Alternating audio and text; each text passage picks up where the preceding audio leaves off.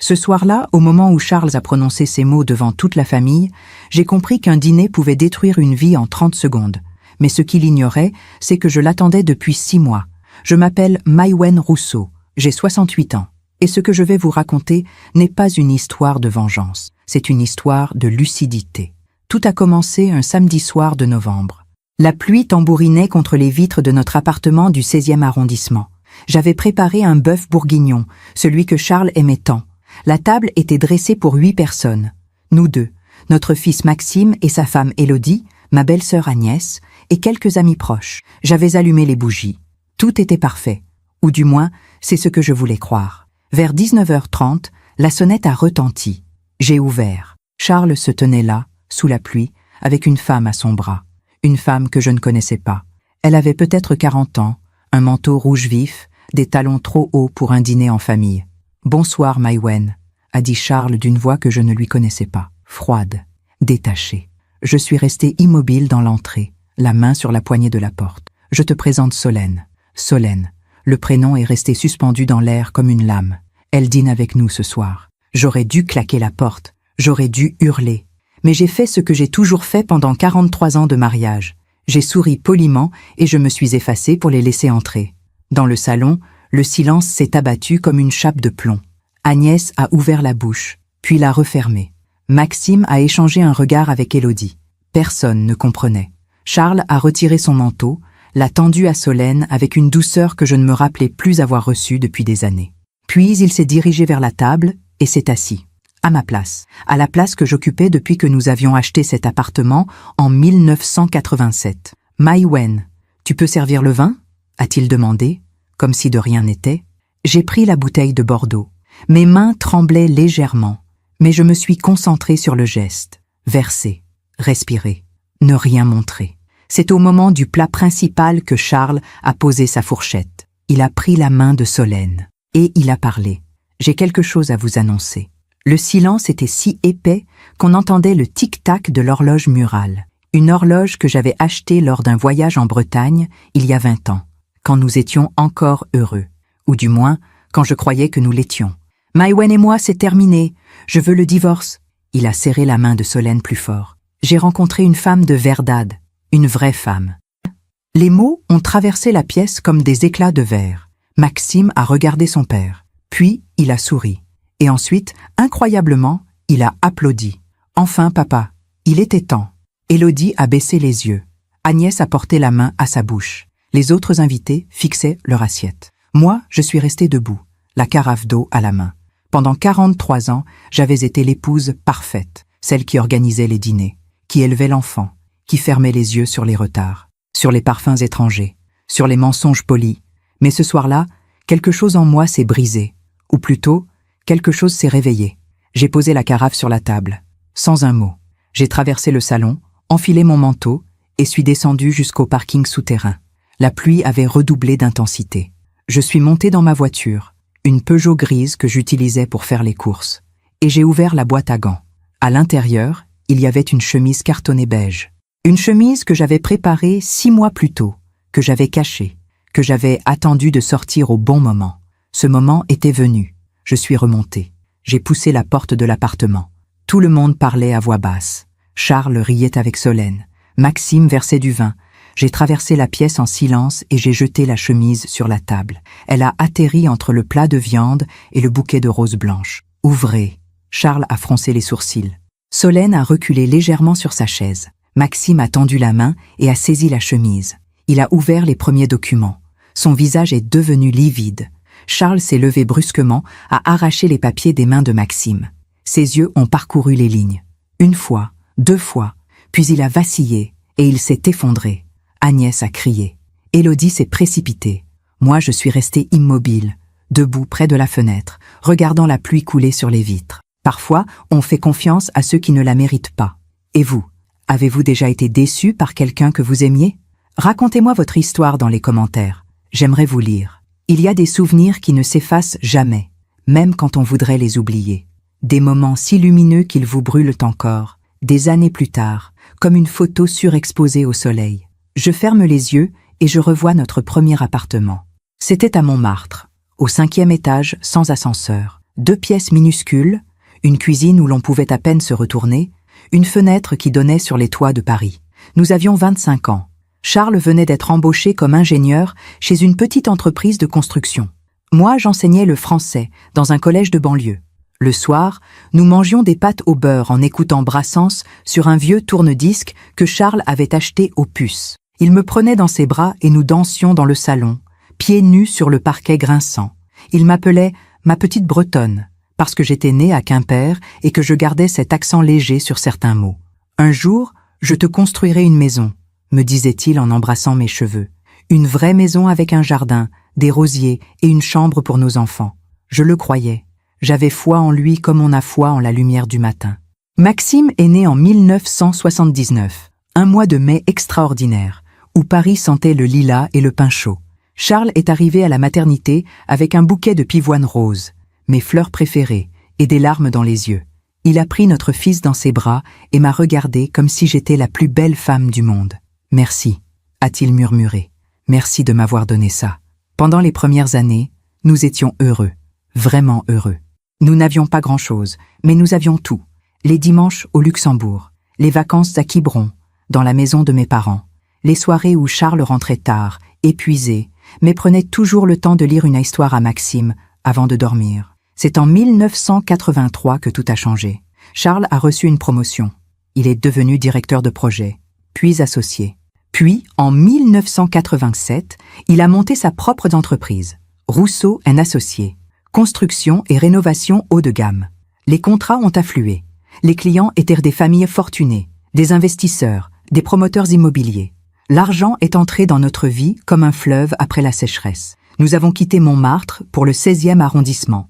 Un appartement de 180 mètres carrés, avec vue sur la Seine, parquet en chêne massif, moulures au plafond. J'ai choisi chaque meuble avec soin. Le canapé en velours gris perle, la bibliothèque en noyer où je rangeais mes livres de Colette et de Duras, l'horloge bretonne que j'ai trouvée lors d'un week-end à Concarneau, une horloge en bois sculpté avec un carillon doux qui sonnait tous les quarts d'heure. Je l'ai accrochée dans le salon, au-dessus de la cheminée. Charles a souri en la voyant. « Toujours ta Bretagne dans le cœur, hein ?»« Toujours », ai-je répondu. Cette horloge est devenue le cœur de notre maison. Elle marquait le temps qui passe, les années qui filent, les promesses qui s'effritent. Parce que oui, quelque chose avait commencé à s'effriter. Charles rentrait de plus en plus tard. Les dîners en famille se sont raréfiés. Il était constamment au téléphone, même le dimanche. Il voyageait beaucoup. Lyon, Marseille, Bordeaux. Parfois, il partait toute une semaine pour superviser un chantier. « C'est provisoire », me disait-il. « Le temps que l'entreprise se stabilise. Après, je ralentirai. » Mais après n'est jamais venu. Maxime grandissait. C'était un garçon intelligent, travailleur, mais distant. Il admirait son père. Il voulait lui ressembler. À 15 ans, il a commencé à me regarder comme Charles me regardait, avec une sorte d'indifférence polie, comme si j'étais un meuble, utile mais sans importance. Un soir, j'ai trouvé un billet d'avion dans la poche de la veste de Charles. Paris-Nice. Aller-retour pour 2 personnes. Date, le week-end suivant. C'est pour qui, la 2e place ? Ai-je demandé en dépliant le billet. Il a haussé les épaules sans lever les yeux de son journal. Un client. On va visiter un terrain. Un client qui s'appelle Nathalie ? Il y a eu un silence, long, pesant. C'est ma nouvelle assistante. Elle prend les notes pendant les visites. Ah, depuis quand tu as besoin d'une assistante pour visiter un terrain ? Il a refermé son journal d'un coup sec. Ses yeux étaient froids. Maïwen, tu deviens paranoïaque. J'ai du travail. Si tu veux rester à la maison et t'occuper de tes plantes, très bien. Mais ne me fais pas une scène à chaque fois que je bouge. Je n'ai rien dit. J'ai replié le billet et je suis allé dans la cuisine. J'ai serré le bord de l'évier si fort que mes jointures sont devenues blanches. Cette nuit-là, je n'ai pas dormi. J'ai écouté le carillon de l'horloge bretonne. Tous les quarts d'heure, comme un compte à rebours. Les mois ont passé, puis les années. Charles a acheté une maison secondaire à Deauville, une BMW noire, des costumes sur mesure. Il parlait de plus en plus fort, riait de moins en moins, me touchait presque plus. Maxime a intégré une grande école de commerce. Il est devenu arrogant, impatient. Il sortait avec des filles qu'il changeait tous les 3 mois. Il me parlait comme si j'étais sa domestique. « Maman, tu peux repasser ma chemise ? Maman, tu as préparé le déjeuner ? Maman, papa m'a dit que tu faisais une dépression. C'est vrai ? Une dépression. Voilà comment ils appelaient ça. parce que j'étais fatiguée, parce que je ne souriais plus autant, parce que je passais des heures à regarder la pluie tomber sur les toits, en me demandant où était passée la fille de Quimper qui dansait pieds nus dans un appartement de Montmartre. Un matin de janvier, c'était en 2016, je crois, j'ai ouvert le tiroir de la commode de Charles. Je cherchais une paire de ciseaux. J'ai trouvé une enveloppe. À l'intérieur, des photos.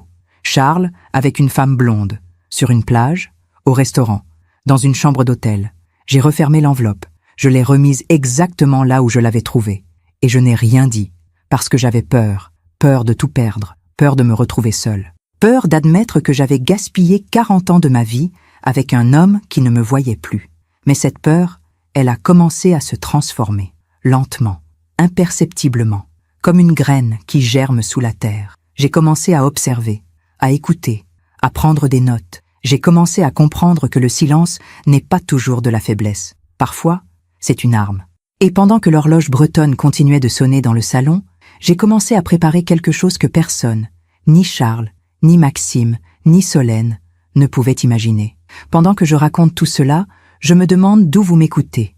Écrivez le nom de votre ville en commentaire. Il y a un moment précis où l'on cesse d'exister pour ce qu'on aime. Ce n'est pas brutal, c'est lent, insidieux, comme une photographie qui pâlit au soleil. Un jour, on se regarde dans le miroir et on ne se reconnaît plus. Pas physiquement, mais dans les yeux des autres. J'étais devenue invisible. C'était en 2017. Charles avait 62 ans. Moi, 63. Nous étions mariés depuis 41 ans. Sur le papier, nous formions un couple respectable. Dans les dîners mondains, nous jouions notre rôle à la perfection. Lui, l'entrepreneur prospère. Moi, l'épouse discrète et élégante. Mais dans l'intimité de notre appartement du 16e, nous étions deux étrangers qui partageaient le même toit. Charles ne me regardait plus. Quand il entrait dans une pièce où j'étais, ses yeux glissaient sur moi comme sur un mur. Il parlait au téléphone, lisait ses emails, préparait ses réunions. Je pouvais être debout à côté de lui. Il ne me voyait pas. Un soir, j'ai préparé un pot-au-feu, son plat préféré, celui que sa mère lui faisait quand il était enfant. J'avais passé l'après-midi à le mijoter en ajoutant cette touche de thym et de laurier qu'il aimait tant. Il est rentré à 22 heures. J'avais mis la table, allumé des bougies, ouvert une bouteille de Châteauneuf-du-Pape. « Tu as mangé ?» ai-je demandé. Il a à peine levé la tête. J'ai dîné avec des clients. Il est passé devant moi et s'est dirigé vers son bureau. J'ai entendu la porte se fermer, le verrou tourner. Je suis restée seule dans la salle à manger, face à cette table dressée pour deux. Les bougies ont fondu lentement. Le pot-au-feu a refroidi.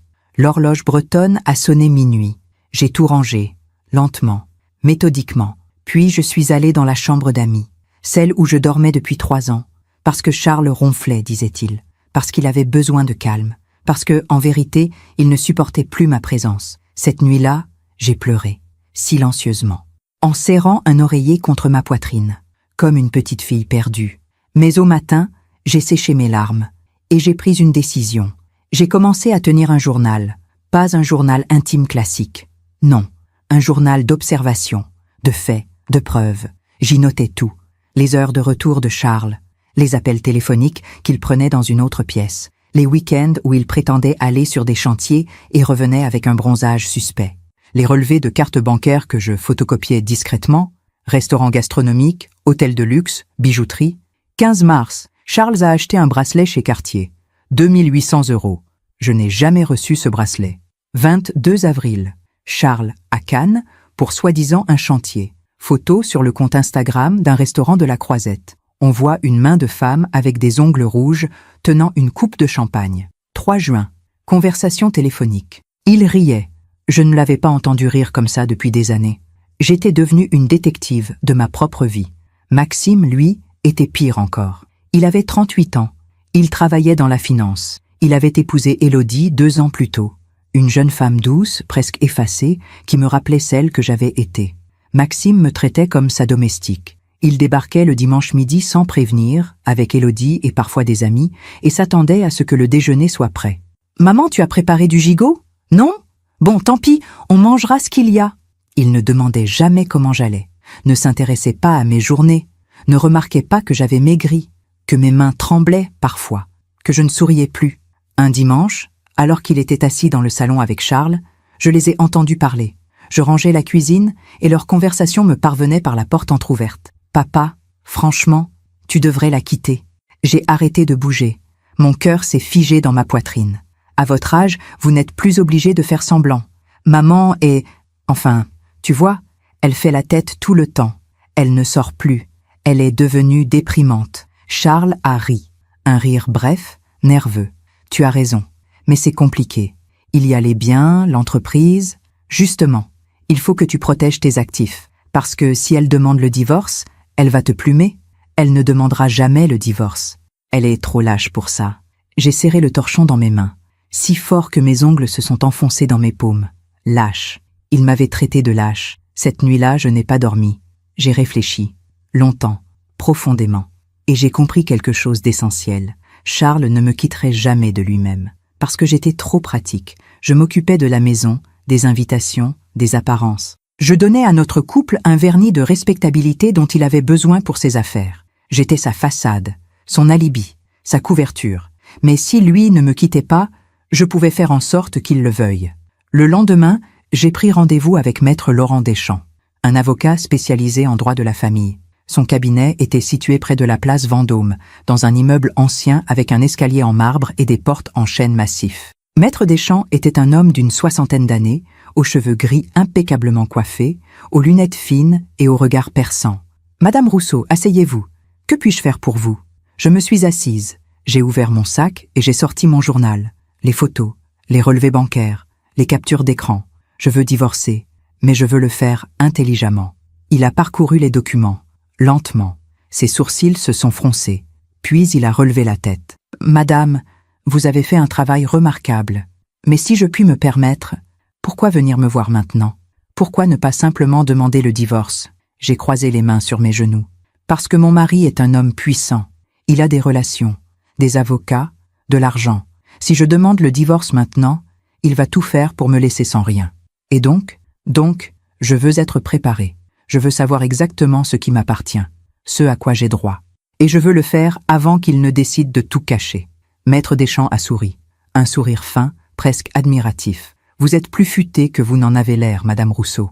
On m'a sous-estimé toute ma vie, maître. J'ai appris à en tirer avantage. Nous avons travaillé ensemble pendant 6 mois, discrètement, méthodiquement. J'ai découvert des choses que j'ignorais. Charles avait ouvert des comptes bancaires à l'étranger. Il avait transféré des actifs de l'entreprise vers des sociétés écrans. Il avait mis des biens immobiliers au nom de Maxime pour éviter qu'il n'entre dans la communauté. Mais ce que Charles ignorait, c'est que j'avais gardé tous les documents depuis le début de notre mariage. Tous les contrats, tous les actes notariés, toutes les signatures. Et surtout, ce qu'il ignorait, c'est que j'étais copropriétaire de presque tout. Parce qu'à l'époque, quand nous étions jeunes et amoureux, nous avions tout acheté ensemble. L'appartement, la maison de Deauville, les parts de l'entreprise. Maître Deschamps a contacté un notaire, puis un expert comptable. Nous avons épluché chaque document, chaque transaction. Et puis, nous avons agi. En juin 2018, j'ai signé une série de documents. Des transferts, des modifications de statut, des cessions de parts. Tout était légal, tout était parfaitement documenté.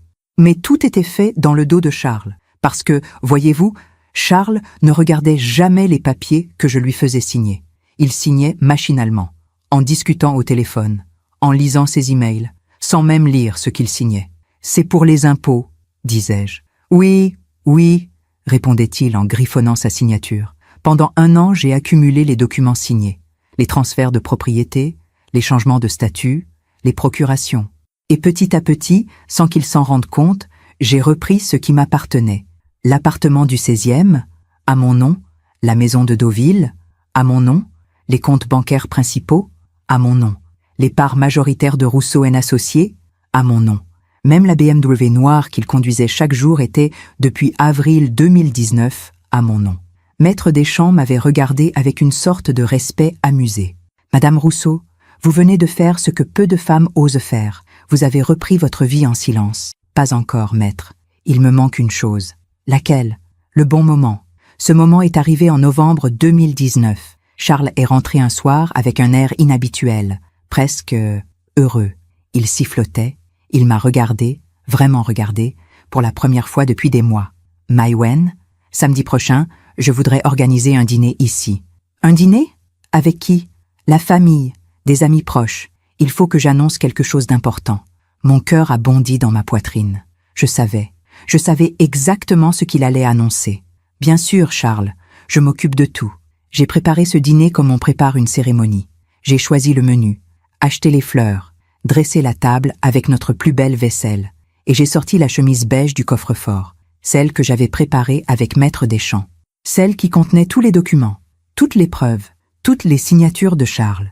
Je l'ai glissée dans la boîte à gants de ma voiture, et j'ai attendu. Le samedi soir, quand Charles est arrivé avec Solène à son bras, quand il a annoncé devant toute la famille qu'il voulait divorcer, quand Maxime a applaudi, j'étais prête, parce que j'avais appris quelque chose d'essentiel au cours de ces années de silence et d'invisibilité. La patience est la plus grande des forces. Et celui qui sous-estime une femme silencieuse commet la plus grave des erreurs. L'horloge bretonne a sonné 19 heures. Son carillon doux et régulier a rempli le salon. Et moi, pour la première fois depuis des années, j'ai souri. Quand Charles s'est effondré sur le tapis perçant de notre salon, j'ai cru pendant une seconde qu'il était mort. Son visage était devenu d'une pâleur de craie. Ses lèvres tremblaient. Les documents qu'il tenait dans ses mains sont tombés en éventail autour de lui. Solène a poussé un cri aigu. Agnès s'est levée d'un bond, renversant son verre de vin. Élodie s'est précipitée vers Charles. Maxime est resté figé, les yeux rivés sur les papiers éparpillés. Moi, je n'ai pas bougé. Je suis resté debout près de la fenêtre, les mains croisées devant moi, regardant la scène avec un calme que je ne me connaissais pas. Comme si je regardais une pièce de théâtre. Comme si tout cela arrivait à quelqu'un d'autre. « Charles, Charles, réponds-moi !» Solène s'était agenouillée à côté de lui tapotant les joues. Ses ongles rouges brillaient sous la lumière des lustres. Charles a gémi. Ses paupières ont battu. Il a tourné la tête vers moi. Dans ses yeux, j'ai vu quelque chose que je n'y avais jamais vu auparavant. De la peur. Qu'est-ce que tu as fait? Sa voix était rauque, étranglée. Je n'ai pas répondu tout de suite. J'ai laissé le silence s'installer. L'horloge bretonne a sonné le quart. 19h15. Puis j'ai parlé. Calmement, posément. J'ai fait ce que j'aurais dû faire il y a 10 ans, Charles. J'ai repris ce qui m'appartient. Maxime a ramassé l'un des documents. Ses mains tremblaient. Il a lu, relu. Son visage s'est décomposé. « Maman, c'est quoi ce bordel ?» J'ai tourné mon regard vers lui. Mon fils, mon unique enfant, celui pour qui j'avais tout sacrifié, celui qui m'avait traité de déprimante, celui qui avait applaudi quand son père m'avait humilié. Ce bordel, comme tu dis, c'est la réalité juridique de notre patrimoine familial. Assieds-toi, Maxime, tu vas comprendre. Agnès, ma belle-sœur, s'était assise sur le canapé, les mains sur la bouche. Les autres invités regardèrent la scène sans oser intervenir. Solène aidait Charles à se relever. Il s'est effondré dans un fauteuil, le teint toujours livide. J'ai traversé la pièce lentement. J'ai ramassé les documents un par un. Je les ai remis en ordre. Puis, je les ai posés sur la table basse, devant tout le monde. Voilà ce que contiennent ces papiers, ai-je commencé d'une voix égale. La vérité sur notre mariage, la vérité sur notre patrimoine, la vérité que tu as essayé de me cacher pendant des années, Charles. J'ai pris le premier document. Ceci est l'acte de propriété de cet appartement. 180 mètres carrés, 16e arrondissement. Valeur estimée, 3 200 000 €. J'ai levé les yeux vers Charles. Cet appartement, nous l'avons acheté ensemble en 1987, avec l'argent de la vente de notre appartement de Montmartre et un prêt bancaire que nous avons remboursé ensemble pendant 15 ans. Tu te souviens, Charles? Il ne répondait pas. Ses mâchoires étaient serrées. Sur l'acte original, nous étions copropriétaires à parts égales, 50% chacun. J'ai posé le document et j'en ai pris un autre. Ceci est l'acte modificatif que tu as signé en mars 2018. Tu te souviens? Je t'avais dit que c'était pour une optimisation fiscale. Tu as signé sans lire, comme d'habitude. Maxime a arraché le document de mes mains. Il a lu. Ses yeux se sont écarquillés. « Papa, tu as transféré l'intégralité de la propriété à maman ?» Je n'ai rien transféré du tout. Charles s'était redressé dans son fauteuil, le visage rouge de colère. « Elle m'a fait signer ça en douce. C'est de l'escroquerie. » « De l'escroquerie ?» J'ai laissé échapper un rire sans joie. « Charles, tu as signé ce document de ton plein gré. Ta signature est authentifiée par un notaire. Maître Blanchard, tu le connais bien. C'est lui qui s'occupe de tes affaires depuis 20 ans. J'ai pris un troisième document. La maison de Deauville, 450 mètres carrés, vue sur mer, jardin de 1200 mètres carrés. Valeur estimée, 1 800 000 €. Solène s'était figée. Elle fixait les papiers avec une expression d'incrédulité. Cette maison aussi, nous l'avons achetée ensemble en 1994. Et cette maison aussi, Charles, tu l'as transférée à mon nom en juin 2018. Tu te rappelles? C'était le jour de ton anniversaire. Je t'avais préparé un gâteau au chocolat.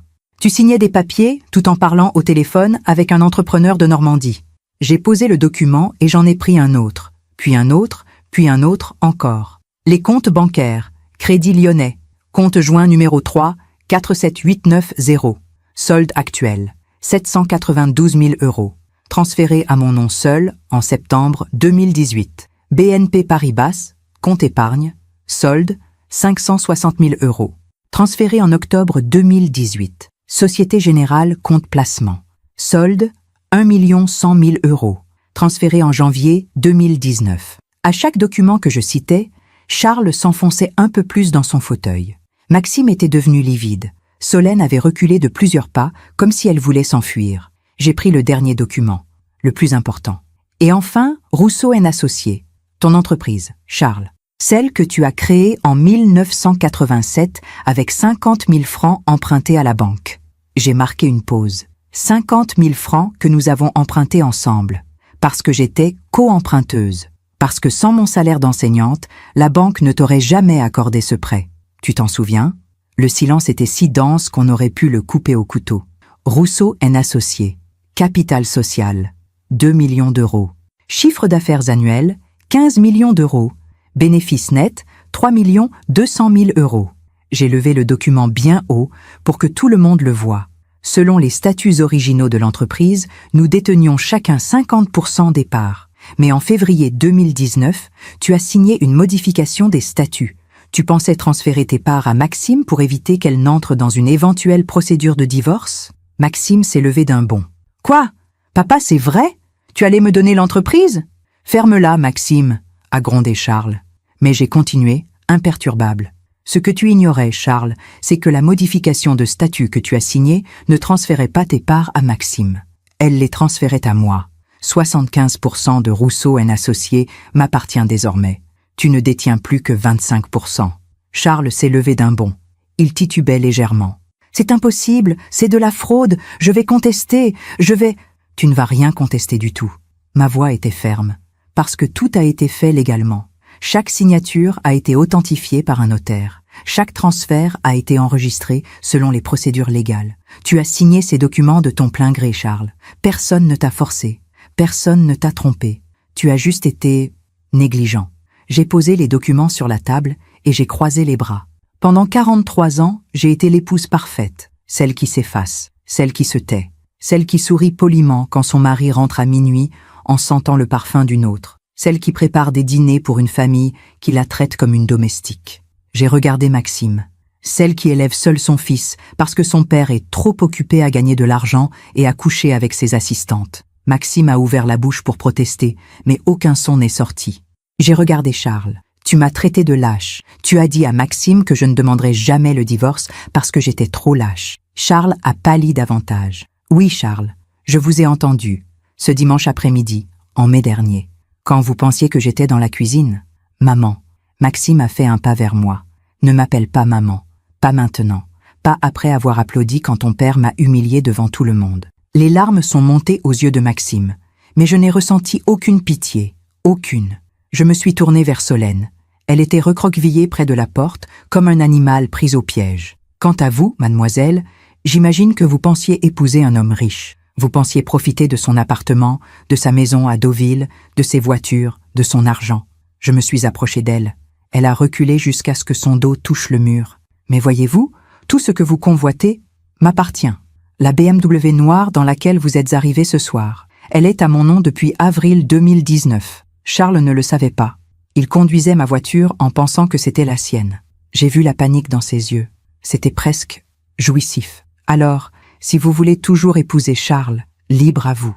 Mais sachez que vous épouserez un homme de 64 ans qui ne possède plus rien, qui dépend financièrement de son ex-femme, qui devra quitter l'appartement où il vit depuis 32 ans parce que cet appartement ne lui appartient plus. Solène a regardé Charles, puis elle a regardé la porte, puis Charles à nouveau. Et j'ai su qu'elle allait partir, qu'elle allait disparaître comme disparaissent toutes les femmes qui ne cherchent qu'une chose, l'argent. Agnès, qui était restée silencieuse jusque-là, a pris la parole d'une voix tremblante. « Maïwenn, tu es sûre de ce que tu fais ?» Je me suis tournée vers elle. Agnès, qui avait toujours été gentille avec moi, qui avait essayé, à sa manière, de me soutenir au fil des années. « Oui, Agnès, pour la première fois de ma vie, je suis sûre de ce que je fais. » J'ai ramassé la chemise cartonnée beige, j'ai remis tous les documents à l'intérieur, puis je me suis dirigée vers la porte. Le dîner est terminé. Je vous demande de partir. Tous. Les invités se sont levés en silence. Ils ont enfilé leurs manteaux, ramassé leurs sacs et sont sortis un par un, comme des fantômes. Solène est sortie la première, sans un regard pour Charles, sans un mot. Élodie a pris la main de Maxime. Il était pétrifié, les yeux dans le vide. « Viens, Maxime, on rentre. » Ils sont partis. Agnès s'est arrêtée devant moi. Elle a posé sa main sur mon bras. « Prends soin de toi, Maïwenn. »« Merci, Agnès. » Quand tout le monde est parti, il ne restait plus que Charles et moi dans cet appartement immense et silencieux. Il était toujours assis dans le fauteuil, la tête dans les mains. Je me suis approchée de lui. J'ai posé la chemise cartonnée sur ses genoux. « Tu voulais divorcer, Charles ? Très bien. Je vais te donner ce divorce. Mais aux conditions suivantes, tu quittes cet appartement dans les 48 heures. Tu touches 25% des bénéfices de l'entreprise, mais tu n'as plus aucun pouvoir de décision. Et surtout, tu ne t'approches plus jamais de moi. » Il a levé la tête. Dans ses yeux, il y avait de la haine, mais aussi quelque chose d'autre, quelque chose qui ressemblait à du respect, ou peut-être à de la peur. « Comment as-tu fait ?»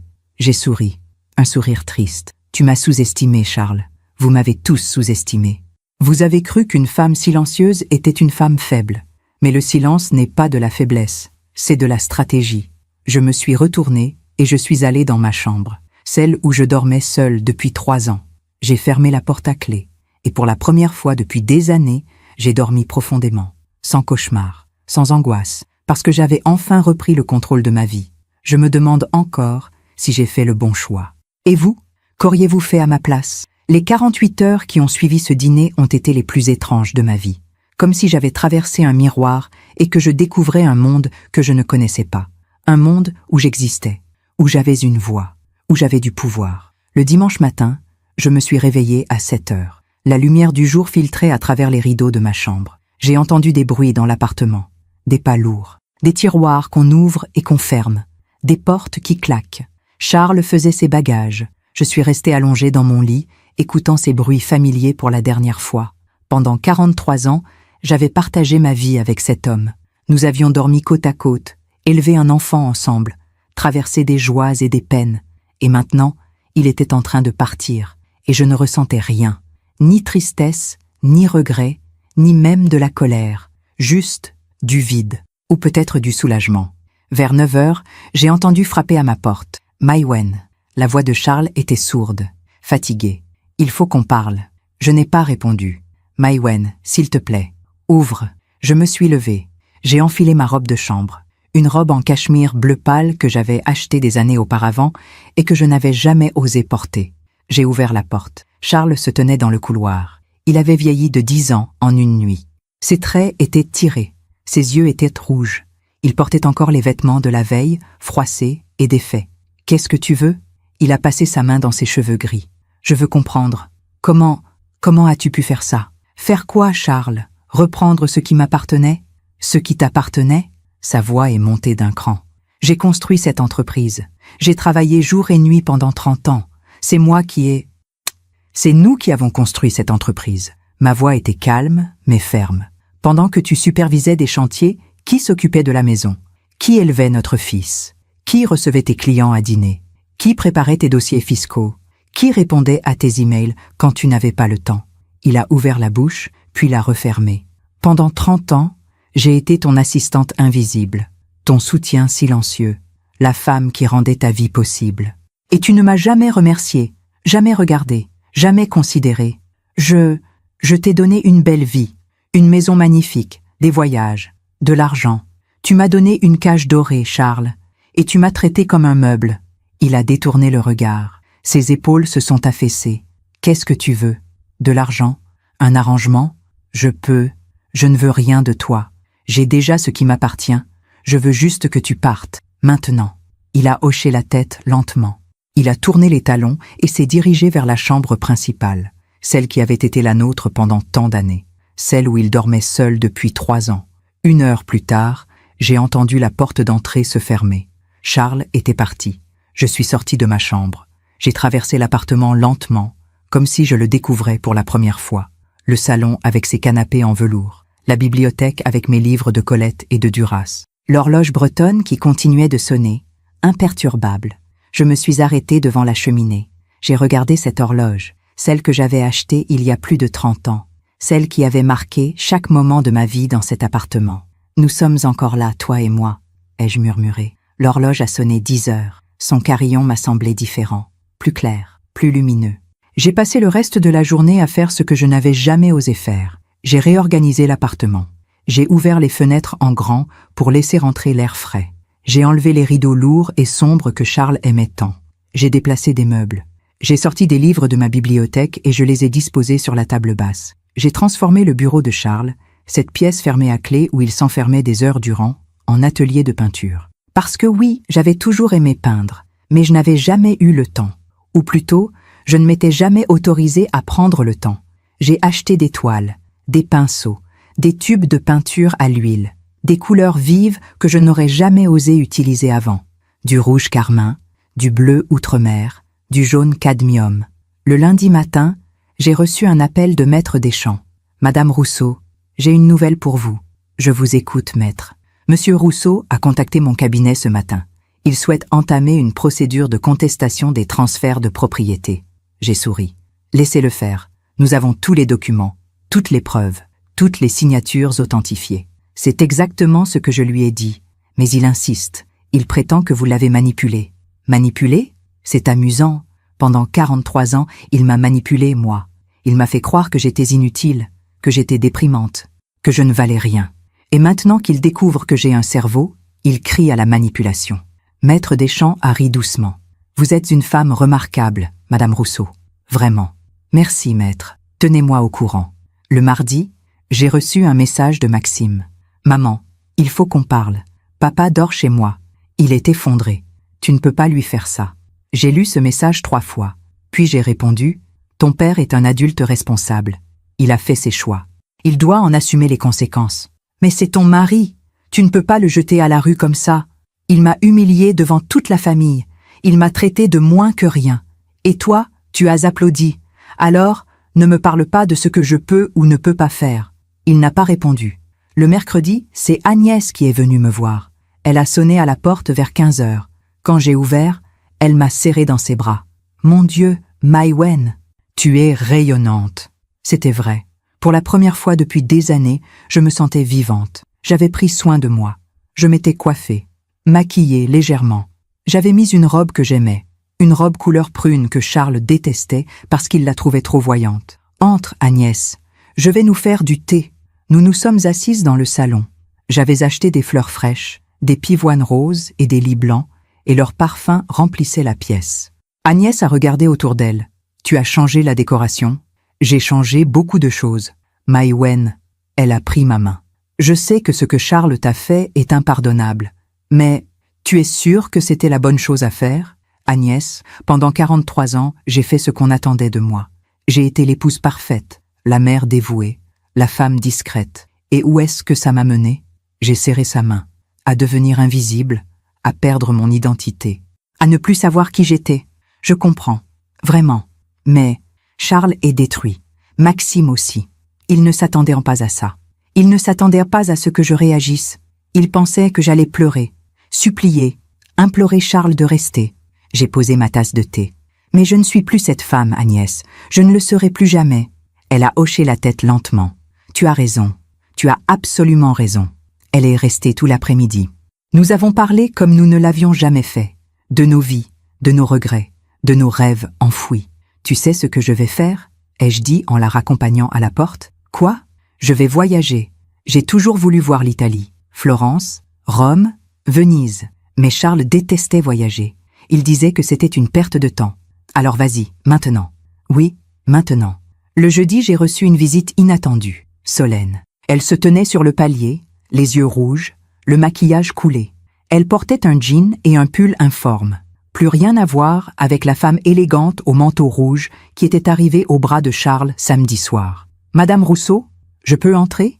J'ai hésité, puis j'ai ouvert la porte. Elle est entrée lentement, regardant autour d'elle comme si elle découvrait un lieu sacré. « Asseyez-vous. » Elle s'est assise sur le bord du canapé, les mains crispées sur son sac. « Je voulais vous présenter mes excuses. Je n'ai rien dit. J'ai attendu. Je ne savais pas. Je veux dire, Charles m'avait dit que vous étiez séparés depuis des années, que votre mariage était mort, qu'il voulait juste officialiser les choses. Et vous l'avez cru. Oui. » Elle a baissé les yeux. « J'ai été stupide. Vous avez été naïve. C'est différent. » Elle a relevé la tête, surprise. Charles était un homme séduisant, puissant, riche. Ou du moins, c'est ce que je croyais. J'ai versé du thé dans une tasse et je la lui ai tendue. Quand il m'a dit qu'il voulait m'épouser, j'ai pensé que ma vie allait changer, que j'allais enfin avoir la sécurité que je n'avais jamais eue. Et maintenant, je réalise que j'aurais épousé un homme endetté, un homme qui a tout perdu, un homme qui est amer et en colère. Elle a bu une gorgée de thé. Il m'a appelé hier soir. Il voulait que je vienne chez lui, enfin chez son fils. Il voulait que je le console, que je lui dise que tout irait bien. Et vous avez refusé. Oui, parce que j'ai compris quelque chose. Ce que je cherchais chez Charles, ce n'était pas l'amour, c'était la sécurité, l'argent, le statut. Elle a posé sa tasse. Je ne suis pas fière de moi, Madame Rousseau, mais au moins, maintenant, je le sais. J'ai regardé cette femme assise en face de moi. Cette femme qui avait failli détruire ce qu'il restait de mon mariage. Cette femme qui m'avait humiliée. Et j'ai ressenti de la pitié. Pas pour Charles, pour elle. Solène, vous êtes jeune. Vous avez encore toute une vie devant vous. Ne la gaspillez pas en cherchant un homme qui vous sauvera. Sauvez-vous vous-même. Elle a hoché la tête. Des larmes coulaient sur ses joues. Merci. Merci de m'avoir écoutée. Après son départ, je suis restée longtemps assise dans le salon. L'horloge bretonne a sonné 17 heures, puis 17h15, puis 17h30. Et j'ai réalisé quelque chose. Je n'étais plus en colère, plus du tout. La colère avait laissé place à autre chose, à de la clarté, à de la paix, à une forme de liberté que je n'avais jamais connue. Le vendredi soir, j'ai reçu un email de Maître Deschamps. Madame Rousseau, Monsieur Rousseau a retiré sa contestation. Il accepte les termes du divorce. La procédure sera finalisée dans les prochaines semaines. Félicitations. J'ai relu cet email 3 fois. Puis, j'ai fermé mon ordinateur. Je suis allée dans mon nouvel atelier, l'ancien bureau de Charles. J'ai ouvert les fenêtres. L'air frais de novembre est entré dans la pièce. J'ai pris un pinceau, une toile vierge, et j'ai commencé à peindre. Je ne savais pas ce que j'allais créer, mais pour la première fois depuis des décennies, je me suis sentie libre, libre de créer, libre d'exister, libre d'être moi-même. J'ai peint jusqu'à minuit, des couleurs vives, des formes abstraites, des lignes qui s'entrecroisaient et se libéraient. Quand j'ai posé mon pinceau, j'ai regardé ce que j'avais créé. Ce n'était pas parfait, mais c'était moi, authentiquement moi. L'horloge bretonne a sonné minuit. Un nouveau jour commençait. Et pour la première fois depuis 43 ans, j'avais hâte de le vivre. Les semaines qui ont suivi ont été comme une lente éclosion. Comme si j'avais passé des années enfermée dans une chrysalide et que je découvrais enfin mes ailes. Chaque matin, je me réveillais avec une sensation étrange, celle d'être exactement là où je devais être, dans mon appartement, dans ma vie, dans ma peau. J'avais pris l'habitude de prendre mon café près de la fenêtre du salon, en regardant la Seine couler en contrebas. Paris en novembre avait cette beauté mélancolique qui me touchait profondément. Les arbres dénudés, les toits gris perles sous la pluie, les réverbères qui s'allumaient tôt dans l'après-midi. Un matin de décembre, alors que je peignais dans mon atelier, j'ai reçu un appel d'Élodie, la femme de Maxime. « Maïwen ?» C'est Élodie. « J'espère que je ne vous dérange pas. » Sa voix était timide, presque craintive. « Pas du tout, Élodie. Comment allez-vous ? Je voulais vous parler, seul à seul. Est-ce que je pourrais passer vous voir ? Bien sûr, quand vous voulez. Iki, maintenant ? Maintenant, c'est parfait. 1 heure plus tard, Élodie sonnait à ma porte. Quand je l'ai ouverte, j'ai été frappée par son apparence. Elle avait maigri. Ses yeux étaient cernés. Elle portait un manteau trop grand pour elle, comme si elle voulait disparaître à l'intérieur. « Entre, ma chérie. » Je l'ai fait asseoir dans le salon. Je lui ai préparé du thé et des biscuits au beurre que j'avais fait la veille. Elle a pris la tasse entre ses mains et l'a serrée comme pour se réchauffer. « Maïwen, je ne sais pas par où commencer. Commence par ce qui te pèse le plus. » Elle a pris une grande inspiration. Maxime est devenu différent. Depuis ce dîner, il est en colère tout le temps. Il crie. Il me reproche des choses qui n'ont aucun sens. Il dit que c'est à cause de vous, que vous avez détruit la famille.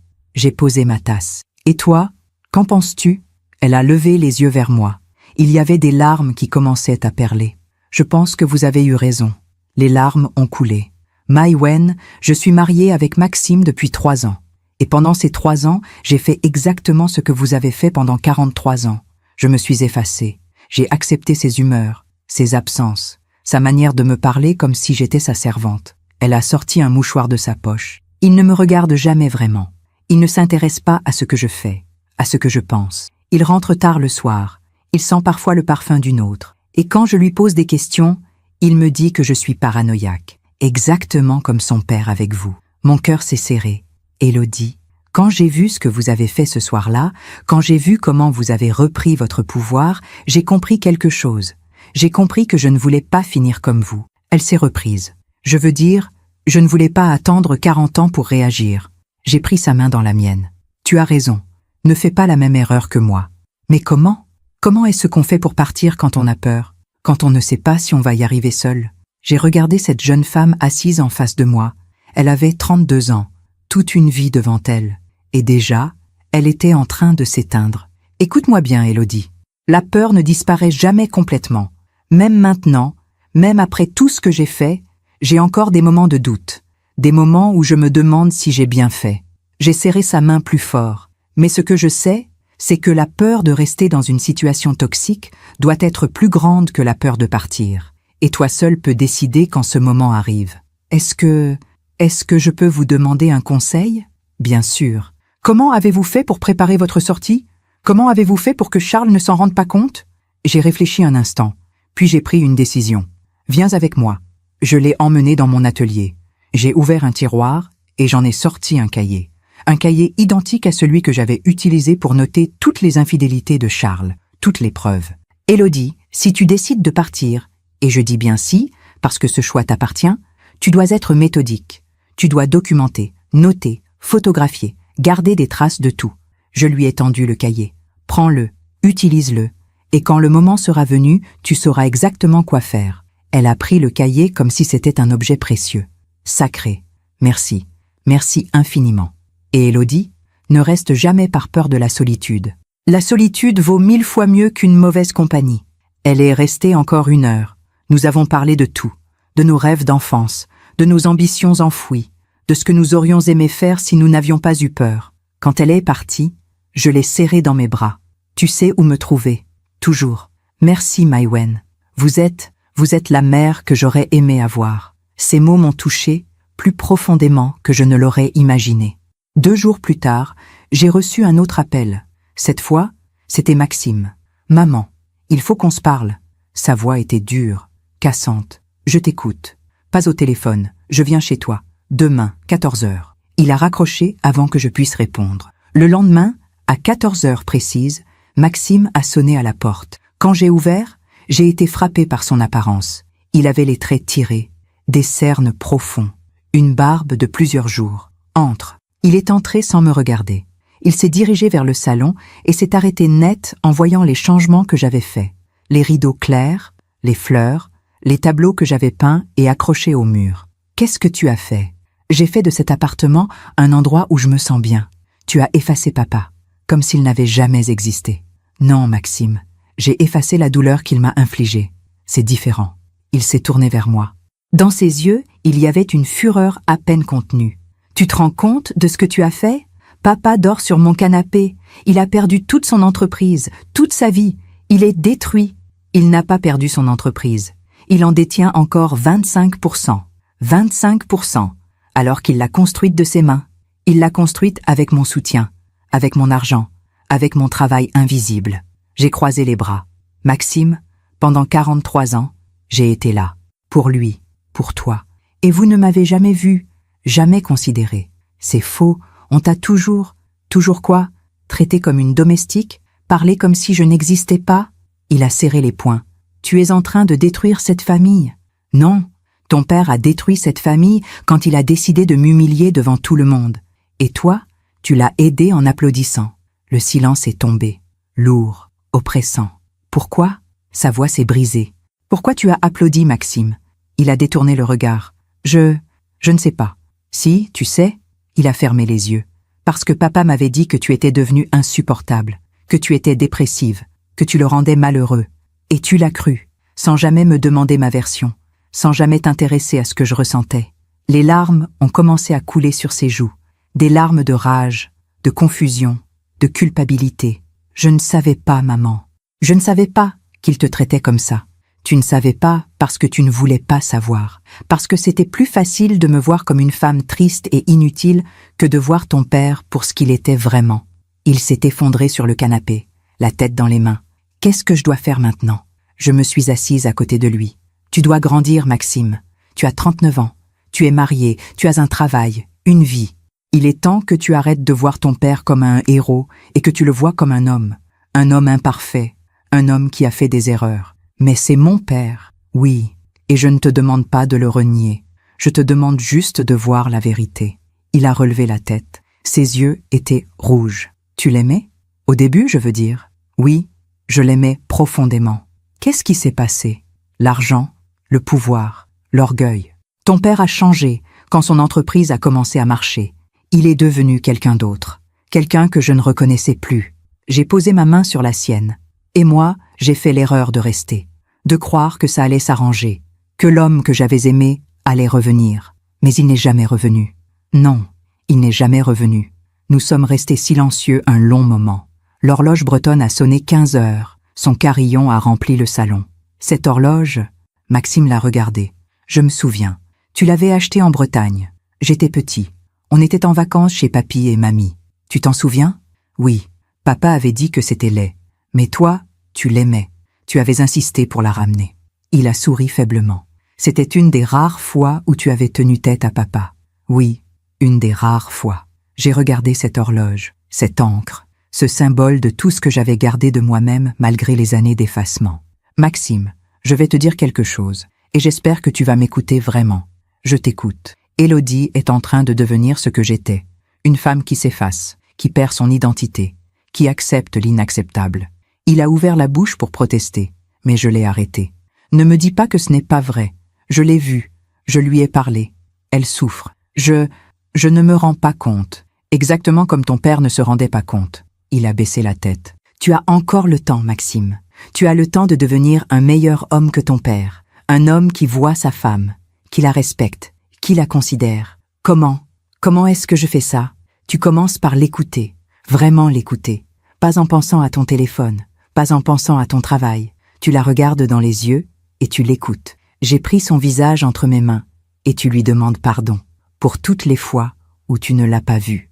Pour toutes les fois où tu l'as traitée comme si elle n'était pas importante. Les larmes coulaient maintenant librement sur ses joues. Je suis désolée, maman. Je suis tellement désolée. Je sais. Est-ce que tu peux me pardonner? J'ai réfléchi longuement avant de répondre. Je peux te pardonner, mais cela prendra du temps. Et tu devras me prouver que tu as changé. Pas avec des mots, avec des actes. Je vais essayer. Je te le promets. Il est resté encore 1 heure. Pour la première fois depuis des années, nous avons vraiment parlé. De lui, de moi, de ce que nous avions perdu en cours de route. Quand il est parti, il m'a serré dans ses bras. Merci, maman. De quoi? De ne pas avoir abandonné. Même quand nous, on t'avait abandonné. Après son départ, je suis restée longtemps assise dans le salon. La nuit était tombée. Les lumières de Paris scintillaient à travers les fenêtres. J'ai pensé à Charles, à Maxime, à Élodie, à toutes ces vies entremêlées et brisées. Et j'ai compris quelque chose. Le pardon n'efface pas la douleur. Il ne répare pas ce qui est cassé. Mais il permet de poser le fardeau, de continuer à avancer sans le poids de la rancœur. Est-ce que je pardonnais vraiment à Charles? Non, pas encore, peut-être jamais. Mais je me pardonnais à moi-même, pour être restée si longtemps, pour avoir accepté l'inacceptable, pour m'être perdue. Et ce pardon-là, c'était le plus important. L'horloge bretonne a sonné 20 heures. J'ai allumé les lampes du salon. J'ai mis un disque de Brassens sur la platine, celui que Charles et moi écoutions quand nous étions jeunes dans notre petit appartement de Montmartre. Et j'ai dansé, seule, pieds nus sur le parquet, comme je l'avais fait il y a 40 ans. Mais cette fois, je dansais pour moi. Janvier est arrivé avec son cortège de jours gris et de pluie fine. Paris était noyé sous un ciel de plomb, mais moi, Étrangement, je me sentais plus lumineuse que jamais. J'avais pris l'habitude de sortir tous les matins, pas pour faire des courses ou accomplir des tâches précises, non. Je sortais simplement pour marcher, pour sentir le vent sur mon visage, pour être vivante. Un matin de mi-janvier, alors que je me promenais le long de la Seine près du pont des Arts, j'ai remarqué un homme assis sur un banc. Il dessinait. Un carnet de croquis sur les genoux, un fusain entre les doigts, complètement absorbé par son travail. Quelque chose dans sa posture m'a touchée. Cette concentration, cette paix, cette manière d'être totalement présent à ce qu'il faisait. Je me suis arrêtée à quelques mètres de lui, observant la Seine couler sous le pont. Le ciel était d'un gris uniforme, mais la lumière avait cette qualité particulière que seul l'hiver parisien peut offrir. C'est magnifique, n'est-ce pas? J'ai sursauté. L'homme avait levé la tête et me regardait.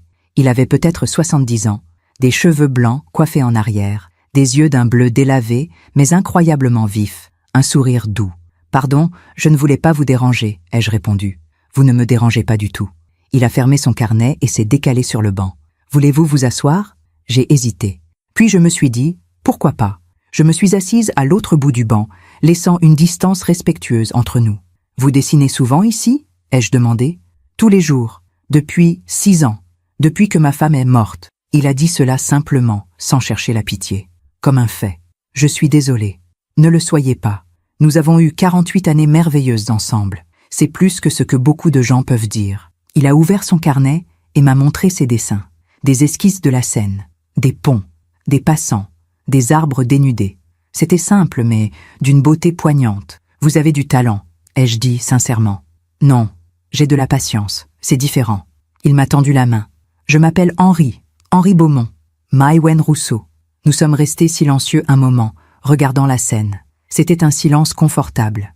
Le genre de silence qu'on peut partager avec quelqu'un sans avoir besoin de le remplir de paroles inutiles. « Vous venez souvent par ici ?» a-t-il fini par demander. « Depuis quelques semaines. J'ai recommencé à sortir, à découvrir Paris, comme si je la voyais pour la première fois. »« Ah ?» Il a hoché la tête. « Vous avez vécu quelque chose ?» Ce n'était pas une question, c'était une affirmation. « Comment le savez-vous ?» Parce que j'ai vécu la même chose. Après la mort de Claire, ma femme, j'ai eu l'impression de me réveiller, comme si j'avais dormi pendant des années et que soudain, je voyais tout avec une clarté nouvelle. Il a regardé la Seine. Les couleurs étaient des plus vives, les sons plus nets, même la douleur était plus réelle, plus honnête. J'ai senti les larmes monter, parce qu'il avait mis des mots sur ce que je ressentais. Cette impression étrange d'être à la fois brisée et plus entière que jamais. « Oui », ai-je murmuré, « c'est exactement ça. » Nous avons parlé pendant plus d'1 heure. Henri m'a raconté sa vie avec Claire, leur rencontre pendant ses études de médecine, leurs 3 enfants, leur voyage, leur maison en Provence où ils passaient tous leurs étés. Claire était peintre, pas professionnelle, mais elle avait un don. Chaque pièce de notre maison était remplie de ses toiles, des paysages provençaux, des portraits de nos petits-enfants, des natures mortes. Il a souri tristement. Après sa mort, je ne supportais plus de voir ces tableaux. Alors je les ai tous entreposés au grenier. Et puis un jour, j'ai compris que c'était une erreur, que cacher ses œuvres, c'était essayer de cacher qu'elle avait existé. Qu'avez-vous fait? Je les ai tous ressortis, je les ai accrochés partout, et j'ai commencé à dessiner, pour être proche d'elle, pour comprendre ce qu'elle ressentait quand elle créait. Il a regardé son carnet de croquis. Je ne serai jamais aussi doué qu'elle, mais ça n'a pas d'importance. Ce qui compte, c'est que je crée, que je vis. Nous avons échangé nos numéros avant de nous quitter. Henri m'a invité à revenir le voir. Je suis là tous les matins, vers 10 heures. Si vous passez dans le coin, je viendrai. Et je suis revenue. Le lendemain, puis le surlendemain, puis tous les jours. Henri et moi sommes devenus amis. Nous parlions de tout, de nos vies passées, de nos regrets, de nos rêves, de l'art, de la beauté, de la mort. Un matin, je lui ai parlé de Charles, de tout ce qui s'était passé, du dîner, des documents, de la confrontation. Henri m'a écouté sans m'interrompre. Quand j'ai fini, il a hoché la tête lentement. « Vous avez fait quelque chose de courageux, Maïwenn. »« Courageux ? Parfois je me demande si ce n'était pas juste. Cruel. » Non, sa voix était ferme. « Cruel, c'est ce qu'il vous a fait pendant 43 ans. Vous avez simplement repris ce qui vous appartenait. » Il a posé sa main sur la mienne. « Mais je vais vous dire quelque chose. La vengeance, même justifiée, ne guérit pas.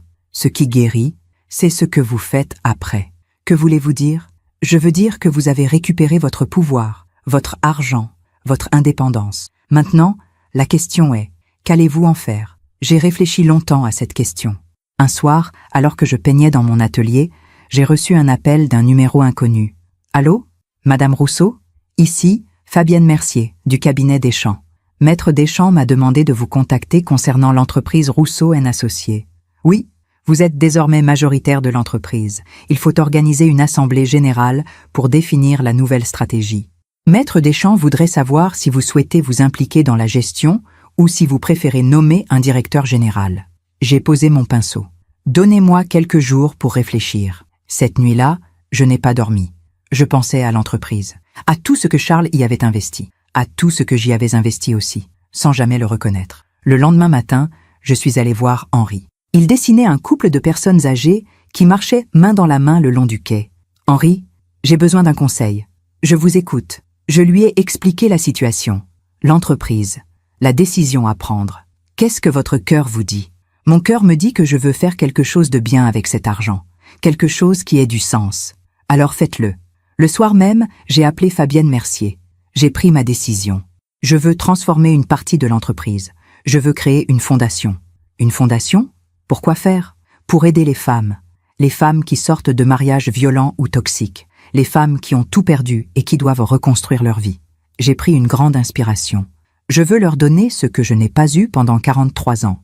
Un soutien, une aide financière, un accompagnement juridique, une formation professionnelle. Il y a eu un silence à l'autre bout du fil. Madame Rousseau, c'est une idée magnifique. Combien de bénéfices génère l'entreprise par an? Environ 3 millions d'euros. Je veux allouer 1 million d'euros par an à cette fondation. Vous pensez que c'est possible? Tout à fait. Il faudra créer une structure juridique spécifique, mais c'est parfaitement faisable. Alors faisons-le.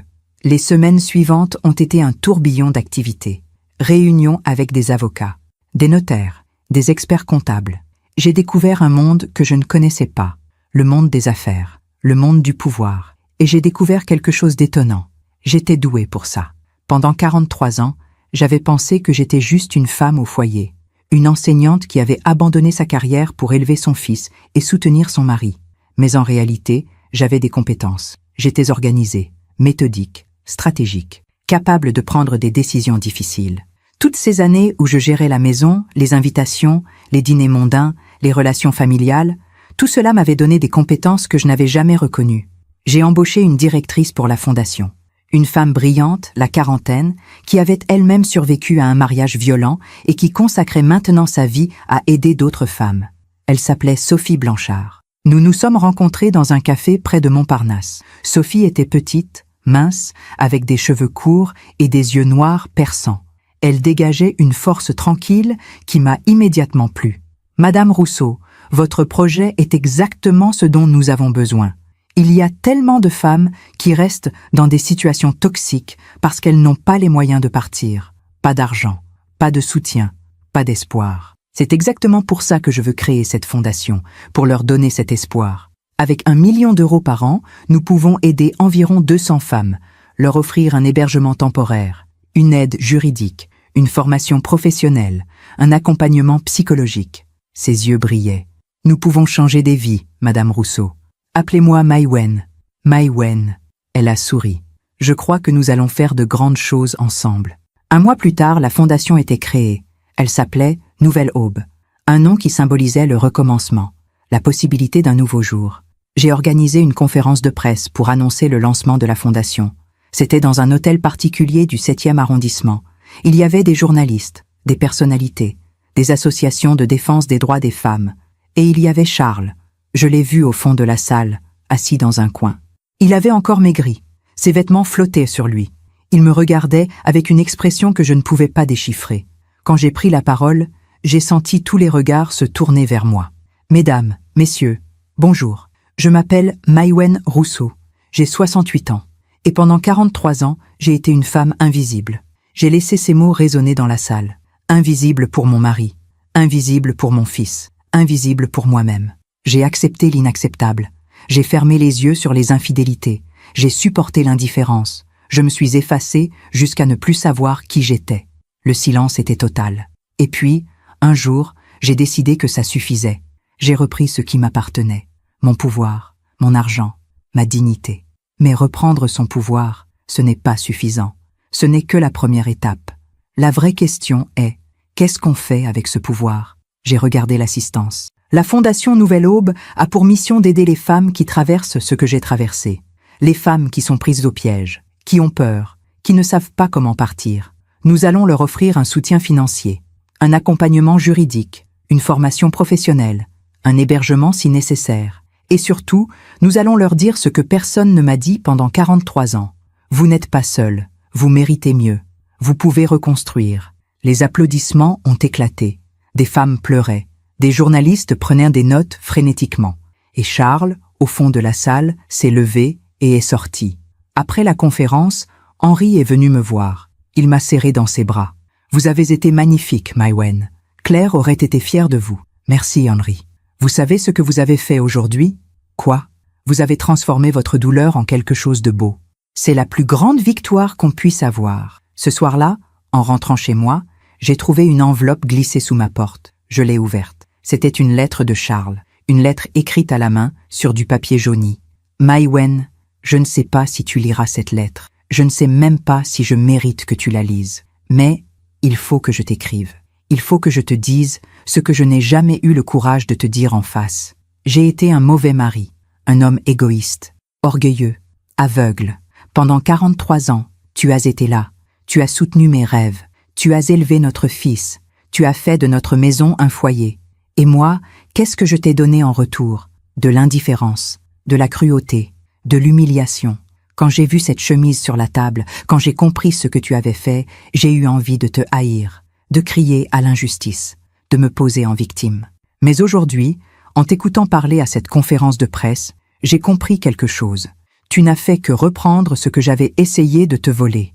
Ta dignité, ta valeur, ta vie. Je ne te demande pas de me pardonner. Je sais que je ne le mérite pas. Je te demande juste de savoir que je regrette, profondément, sincèrement. Tu es une femme extraordinaire, Maïwenn. Tu l'as toujours été. Et je suis désolée d'avoir mis tant d'années à le comprendre. Charles, j'ai relu cette lettre 3 fois. Puis je l'ai pliée soigneusement et je l'ai rangée dans un tiroir. Je ne savais pas si je pardonnais à Charles. Peut-être que oui, peut-être que non. Mais ce que je savais, c'est que sa lettre ne changeait rien. Ma vie avait continué. J'avais avancé. J'avais créé quelque chose de beau à partir de la douleur. Et c'était ça, la vraie victoire. L'horloge bretonne a sonné 22 heures. J'étais assise dans mon atelier, entourée de mes toiles, de mes couleurs, de ma vie. Et j'ai souri. Parce que pour la première fois depuis très longtemps, j'étais exactement là où je devais être. Mars est arrivé avec ses premiers bourgeons et cette lumière particulière qui annonce le printemps. Paris se réveillait lentement. Et moi, avec elle. La Fondation Nouvelle Aube fonctionnait au-delà de mes espérances. En 2 mois, nous avions déjà accueilli 37 femmes. Certaines arrivaient avec juste un sac, d'autres avec des enfants terrorisés. Toutes avec la même expression dans les yeux, un mélange de peur et d'espoir fragile. Je passais plusieurs heures par semaine à la Fondation, pas pour gérer, Sophie s'en occupait brillamment, mais pour parler aux femmes, pour les écouter, pour leur dire ce que j'aurais voulu entendre pendant toutes ces années, vous allez vous en sortir. Un après-midi, alors que je quittais les bureaux de la Fondation, j'ai reçu un appel d'Agnès. « Maïwenn, il faut que je te voie. C'est urgent. » Sa voix tremblait. « Qu'est-ce qui se passe? C'est Charles. Il est à l'hôpital. » Mon cœur s'est arrêté. « Quoi? Maxime l'a trouvé ce matin. Il était inconscient dans son studio. Une crise cardiaque. » Je me suis appuyée contre le mur. « Il va s'en sortir? » Les médecins ne savent pas encore. Il est en soins intensifs. « Maïwenn, je sais que c'est compliqué entre vous, mais... » Maxime demande si tu peux venir. J'ai fermé les yeux. Toutes les émotions se sont bousculées en moi. La colère, la tristesse, la pitié, la confusion. Quel hôpital? Hôpital européen, Georges Pompidou. Unité de soins intensifs, cardiologiques. J'arrive. Le trajet en taxi m'a semblé interminable. Je regardais Paris défiler à travers la vitre, mais je ne voyais rien. Je pensais à Charles, à l'homme qu'il avait été, à l'homme qu'il était devenu. Est-ce que je voulais qu'il meure? Non. Malgré tout ce qu'il m'avait fait, je ne lui souhaitais pas la mort. Est-ce que je voulais qu'il souffre? Peut-être. Une partie de moi, cette partie blessée qui avait enduré des années d'humiliation, voulait qu'il comprenne ce que c'est que de perdre tout. Mais une autre partie de moi, celle qui avait écouté Henri, celle qui avait créé la Fondation, celle qui avait transformé sa douleur en quelque chose de beau, cette partie-là voulait juste la paix. Quand je suis arrivée à l'hôpital, Maxime était assis dans la salle d'attente, la tête dans les mains. Élodie était à côté de lui, une main posée sur son épaule. « Maman !» Il s'est levé d'un bond quand il m'a vue. Ses yeux étaient rouges, gonflés de larmes. « Comment va-t-il » ? « Il est stable, pour l'instant. Mais les médecins disent que les prochaines 24 heures sont critiques. » Agnès était là aussi, assise dans un coin. Elle m'a fait un petit signe de tête. « Est-ce que je peux le voir ?» Pas encore. Il ne laisse entrer qu'une personne à la fois, et seulement la famille proche. J'ai hoché la tête. Techniquement, je n'étais plus sa femme. Le divorce avait été prononcé il y a 6 semaines. Je vais attendre. Les heures ont passé, lentement, pesamment. Nous restions assis là, dans ce silence oppressant typique des hôpitaux. L'odeur de désinfectant, les néons blancs, le bip régulier des machines quelque part dans les couloirs. Vers 19 heures, un médecin est sorti. Une femme d'une 50aine d'années, en blouse blanche, avec des lunettes et un air fatigué. « Famille de Monsieur Rousseau ?» Nous nous sommes levés d'un bond. Monsieur Rousseau a eu un infarctus du myocarde sévère. Nous avons dû poser 3 stents. Son état est stable, mais il reste en soins intensifs. Est-ce qu'il va s'en sortir ? La voix de Maxime était étranglée. C'est trop tôt pour le dire. Les prochains jours seront décisifs. Mais je dois vous prévenir. Même s'il survit, il y aura des séquelles. Son cœur a été sérieusement endommagé. Elle a enlevé ses lunettes et les a essuyées. Monsieur Rousseau va devoir changer radicalement son mode de vie. Plus de stress, plus d'alcool, une alimentation stricte, de l'exercice modéré. Et surtout, elle nous a regardés tour à tour. Il va avoir besoin de soutien, de beaucoup de soutien. Après le départ du médecin, Maxime s'est tourné vers moi. « Maman, je sais que tu n'as aucune raison de l'aider. Mais quoi, Maxime ? Il est seul, complètement seul. Il n'a personne. J'ai regardé mon fils, cet homme de 39 ans qui ressemblait tellement à son père, qui avait hérité de son orgueil, de son arrogance, mais qui avait aussi, quelque part, un cœur. Maxime, ton père a fait ses choix. Il a choisi l'argent plutôt que la famille. Il a choisi l'orgueil plutôt que l'amour. Il a choisi de me détruire plutôt que de me respecter. » Les larmes coulaient sur les joues de Maxime. Je sais tout ça. Mais c'est quand même mon père. Oui, et c'est toi qui dois décider ce que tu veux faire, pas moi. Je me suis levée. Je vais rentrer chez moi maintenant. Si tu as besoin de moi, tu m'appelles. Mais ne me demande pas de sauver ton père. Je l'ai fait pendant 43 ans. Je ne le ferai plus. J'ai embrassé Élodie et Agnès. Puis je suis partie. Dans le taxi qui me ramenait chez moi, j'ai pleuré. Pas pour Charles, pour tout ce qui aurait pu être et qui ne serait jamais.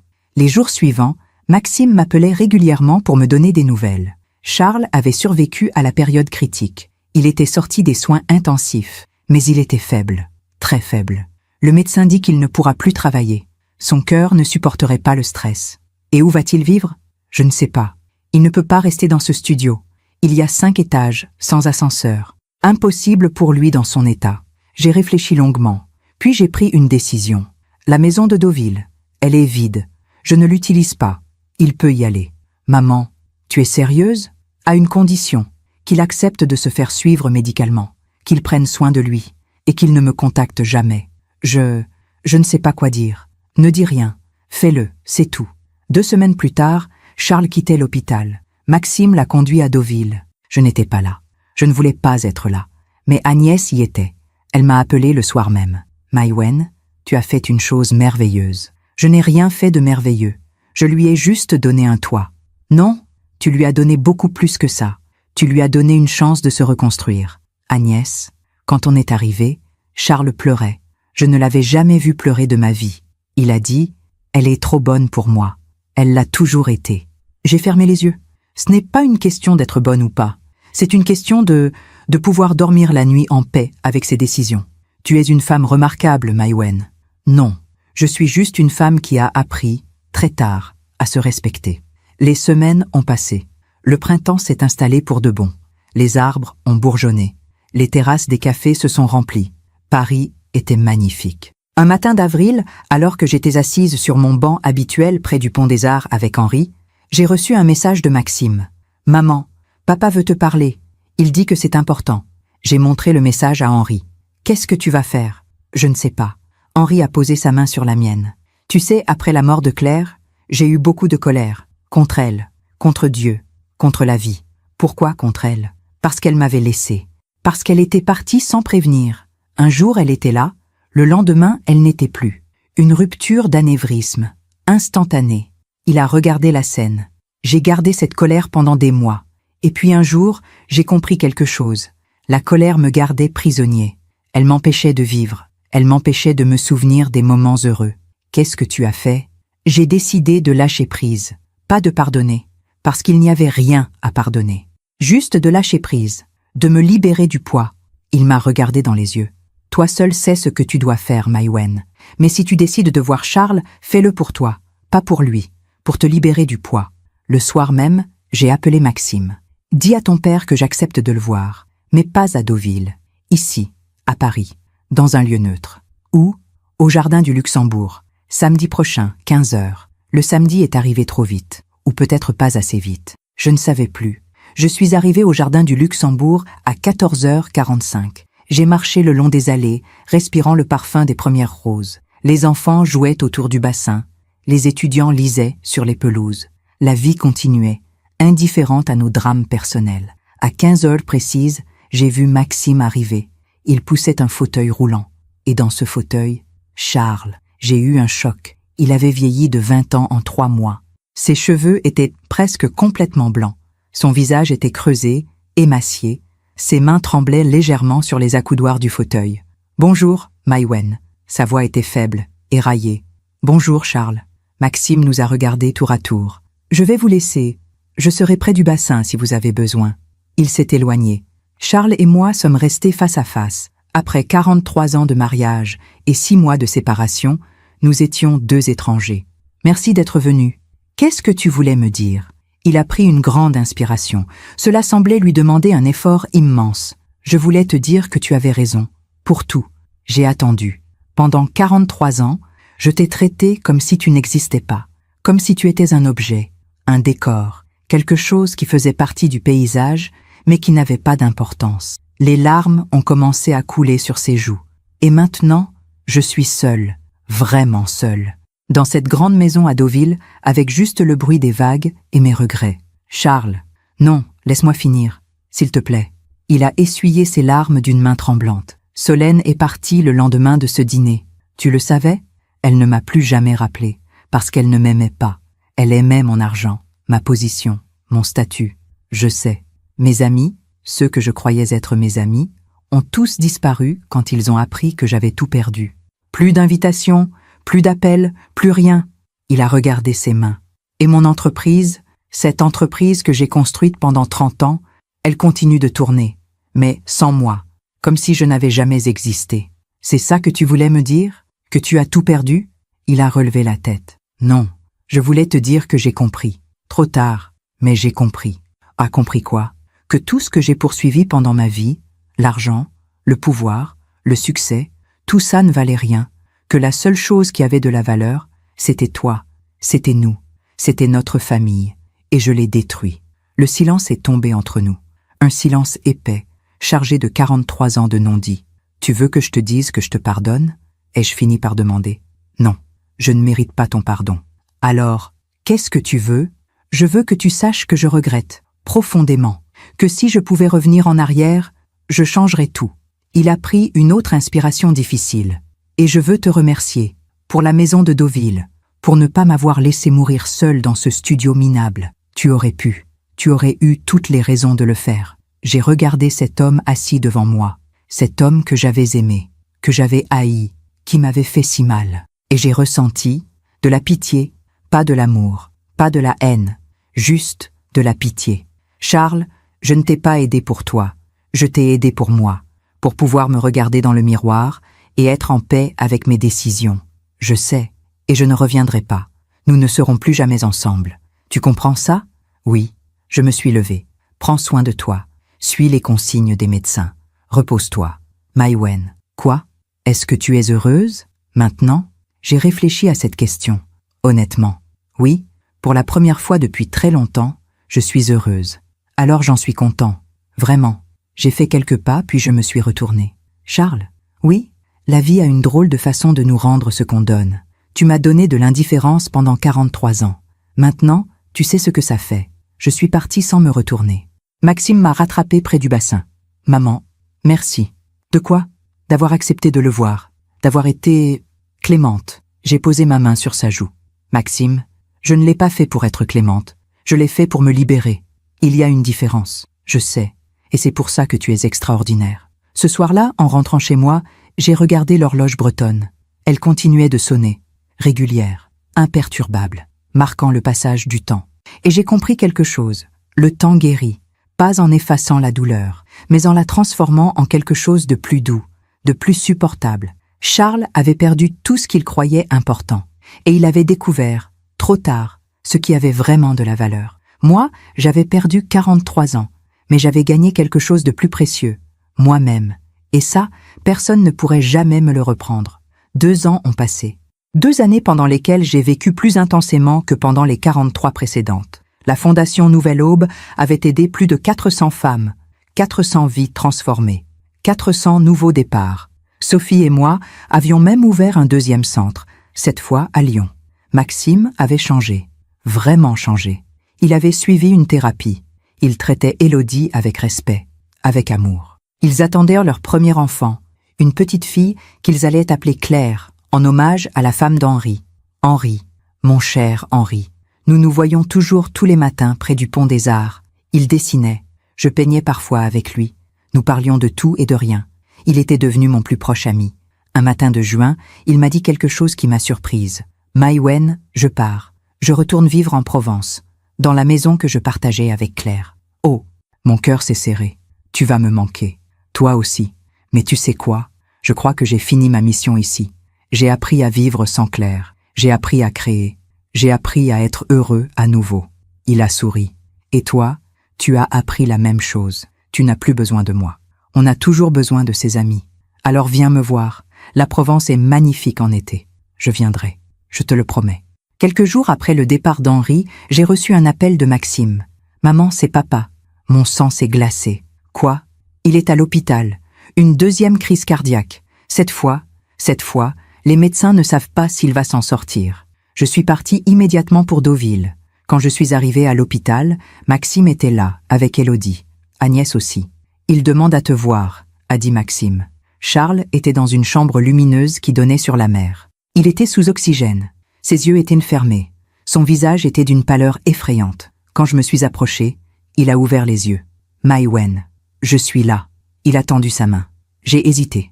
Puis je l'ai prise. Je voulais te dire merci pour ces 2 années, pour la maison, pour m'avoir laissé vivre en paix. Charles, non. Écoute, j'ai eu le temps de réfléchir, beaucoup de temps, et j'ai compris que tu avais raison. Surtout, une larme a coulé sur sa joue. Je t'ai traité comme quelqu'un d'invisible, et aujourd'hui, c'est moi qui disparais. La vie finit toujours par rendre ce qu'on lui donne. Ne dis pas ça, tu vas t'en sortir. Non. Il a souri faiblement. Cette fois, je ne m'en sortirai pas. Et c'est bien. Charles, j'ai eu une belle vie, Maïwen. Grâce à toi, même si je ne l'ai compris que trop tard. Il a fermé les yeux. Si je pouvais recommencer, je t'aimerais comme tu méritais d'être aimé. Chaque jour, vraiment. J'ai serré sa main. Je sais. Charles est mort le lendemain matin alors que le soleil se levait sur la mer. Maxime pleurait. Élodie le consolait. Agnès priait silencieusement.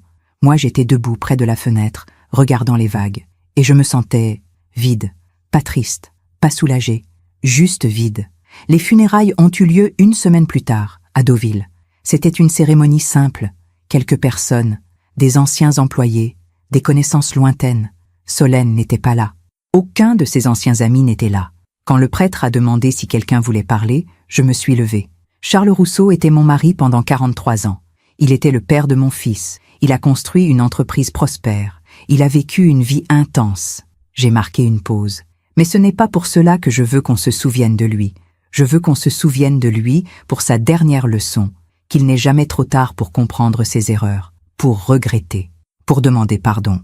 Charles a compris, trop tard, que l'amour et la famille valent plus que l'argent et le pouvoir. Et même si cette prise de conscience est arrivée à la fin de sa vie, elle compte. Parce que nous faisons tous des erreurs. Nous blessons tous les gens qu'on aime. Mais ce qui compte, c'est de reconnaître ces erreurs, de les assumer, et si possible, de les réparer. J'ai regardé le cercueil. Repose en paix, Charles. Tu as payé tes dettes. Après la cérémonie, Agnès m'a serré dans ses bras. Tu es une femme d'une générosité incroyable. Non, je suis juste une femme qui a appris à se libérer. En rentrant à Paris, j'ai trouvé une enveloppe sur mon bureau. Une enveloppe que Charles avait laissée chez le notaire avec instruction de me la remettre après sa mort. À l'intérieur, il y avait une lettre et une photo. La photo nous montrait, Charles et moi, dans notre petit appartement de Montmartre. Nous avions 25 ans. Nous dansions, pieds nus, en riant. La lettre disait « Maïwenn, si tu lis ces mots, c'est que je suis partie. Et c'est bien. Je garde cette photo depuis des années. C'est le moment où j'ai été le plus heureux de ma vie. Pas quand j'ai gagné mon premier million, pas quand j'ai acheté notre appartement du 16e, mais ce soir-là, dans notre minuscule appartement, en train de danser avec toi. J'aurais dû rester cet homme-là, l'homme qui t'aimait plus que tout, qui te faisait rire, qui dansait avec toi pieds nus. Au lieu de ça, je suis devenu quelqu'un d'autre, quelqu'un que je n'aime pas. Mais toi, Maïwenn, tu es resté toi-même, toujours, et c'est pour ça que tu as gagné. Merci pour tout, pour les années heureuses, pour ton pardon, pour ta dignité. Je t'ai aimé, à ma façon maladroite et égoïste, mais je t'ai aimé. Charles, j'ai pleuré en lisant cette lettre, pas de tristesse, mais de soulagement, de libération. L'horloge bretonne a sonné 18 heures, et j'ai compris que c'était fini, vraiment fini. Le cycle était terminé, la justice avait été rendue, pas par moi, mais par la vie elle-même. Elle m'avait traité de folle quand j'avais repris mon pouvoir. Des années plus tard, j'étais libre, heureuse, entourée de gens qui m'aimaient vraiment.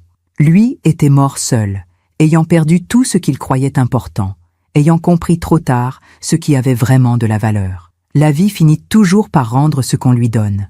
Toujours. 6 mois après la mort de Charles, j'ai célébré mes 70 ans. Maxime et Élodie ont organisé une fête dans mon appartement.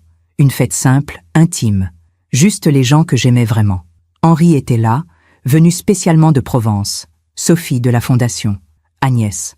Quelques femmes que j'avais aidées à travers Nouvelle Aube et qui étaient devenues mes amies. Et bien sûr, la petite Claire, qui avait maintenant 18 mois et qui courait partout en riant. « Maman, » a dit Maxime en levant son verre, « tu es la femme la plus courageuse que je connaisse. Tu nous as montré qu'il n'est jamais trop tard pour reprendre sa vie en main. » Élodie a ajouté, les larmes aux yeux, « Tu m'as sauvée, Maïwenn. Sans toi, je serais devenue invisible, comme tu l'étais. Mais tu m'as montré qu'on pouvait se relever, qu'on pouvait exister. » Henri s'est levé à son tour. « Maïwenn, tu m'as appris que la douleur peut devenir quelque chose de beau, que la fin peut être un commencement. Tu es une artiste de la vie. » J'ai regardé tous ces visages autour de moi, ces gens qui me voyaient, qui m'aimaient, qui me respectaient, et j'ai réalisé quelque chose d'extraordinaire. J'étais heureuse, profondément, sincèrement heureuse. Merci, ai-je dit simplement. Merci d'être là. Merci de voir qui je suis vraiment. Après la fête, alors que tout le monde était parti, je me suis assise dans mon atelier. Les murs étaient couverts de mes peintures, des couleurs vives, des formes libres, des émotions capturées sur la toile. J'ai regardé l'horloge bretonne. Elle sonnait 22 heures. Son carillon familier résonnait dans l'appartement vide.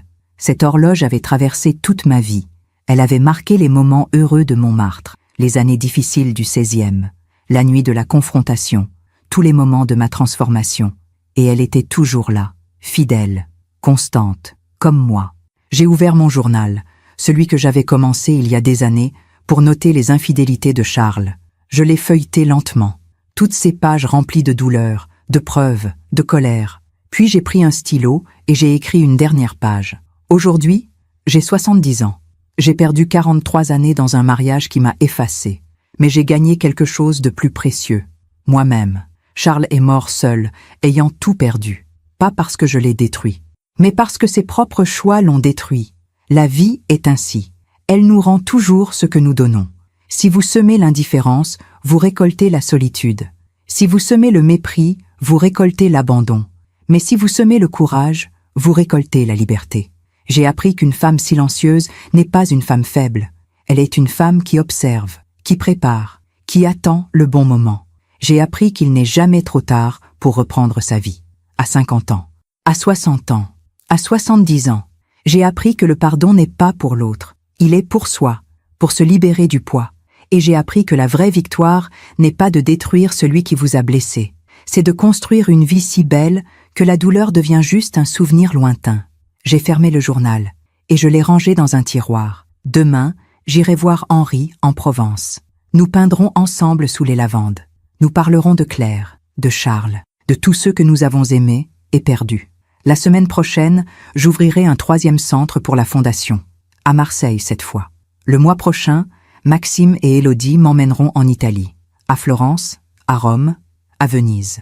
Tous ces endroits que je rêvais de voir, parce que ma vie ne fait que commencer. À 70 ans, je suis enfin libre, enfin moi, enfin vivante. L'horloge bretonne a sonné minuit. Un nouveau jour commençait. Je me suis levée. J'ai ouvert les fenêtres de l'appartement. L'air frais de la nuit est entré. Paris scintillait sous les étoiles. Et j'ai dansé, seule, pieds nus sur le parquet. Comme je l'avais fait il y a 45 ans avec Charles dans notre petit appartement de Montmartre. Comme je l'avais fait il y a 2 ans, le jour où j'avais repris ma vie. Mais cette fois, je dansais différemment. Je ne dansais plus pour quelqu'un d'autre. Je ne dansais plus pour oublier. Je dansais pour célébrer.